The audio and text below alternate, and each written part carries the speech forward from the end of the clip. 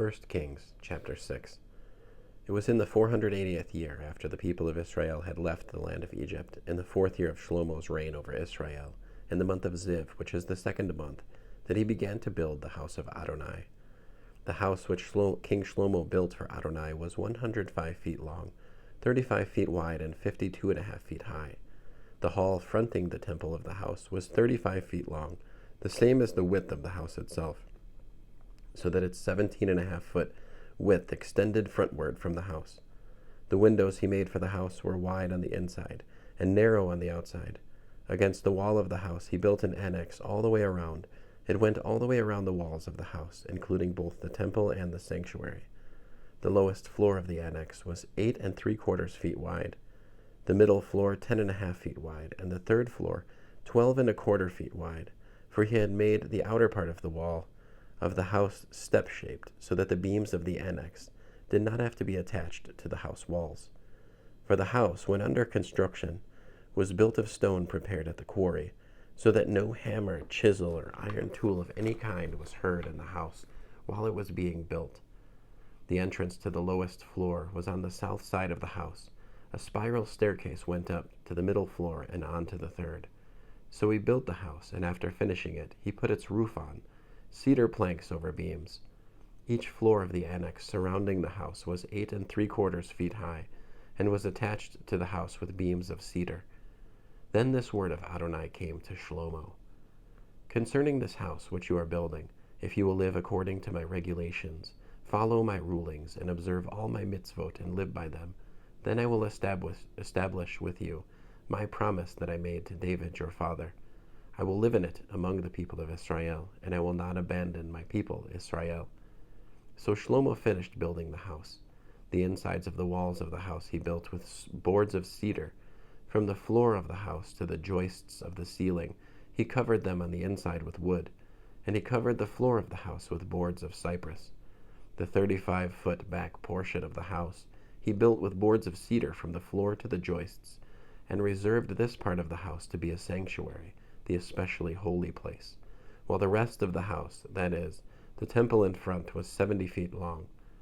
The cedar covering the house was carved with gourds and open flowers. All was cedar, no stone was visible. In the inner part of the house he set up the sanctuary, so that the ark for the covenant of Adonai could be placed there. This sanctuary was 35 feet long, wide and high. All it was overlaid with pure gold. In front of it he set an altar, which he covered with cedar. Shlomo overlaid the interior of the house with pure gold, and had chains of gold placed before the sanctuary, which itself he overlaid with gold. The entire house he overlaid with gold until it was completely covered with it. He also overlaid with gold the entire altar that belonged to the sanctuary. Inside the sanctuary he made 2 cheruvim of olive wood, each 17.5 feet high. Each of the 2 wings of one of the cheruvim was 8 3/4 feet long, so that the distance from the end of one wing to the end of the other was 17.5 feet. Likewise, the wing spread of the other cheruv was 17.5 feet. Both cheruvim were identical in shape and size. The height of the one cheruv was 17.5 feet, likewise that of the other.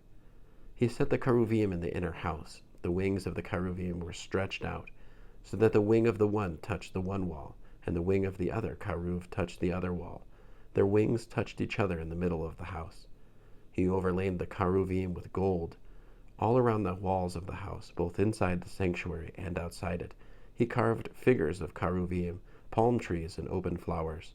He overlaid the floor of the house with gold, both inside the sanctuary and outside it.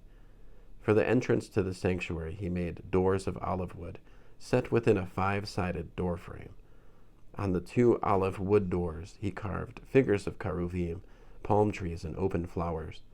He overlaid the doors with gold, forcing the gold into the shapes of the cheruvim and palm trees as well.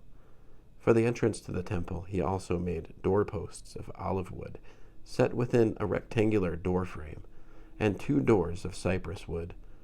The 2 leaves of the one door were folding, as were the 2 leaves of the other.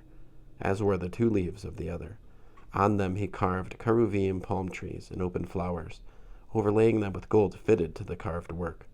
He built the inner courtyard with 3 rows of cut stone, and a row of cedar beams. The foundation of the house of Adonai was laid in the 4th year, in the month of Ziv. In the 11th year, in the month of Bul, which is the 8th month, all parts of the house were completed exactly as designed. Thus he was 7 years building it. End of Malachim Alef, chapter 6.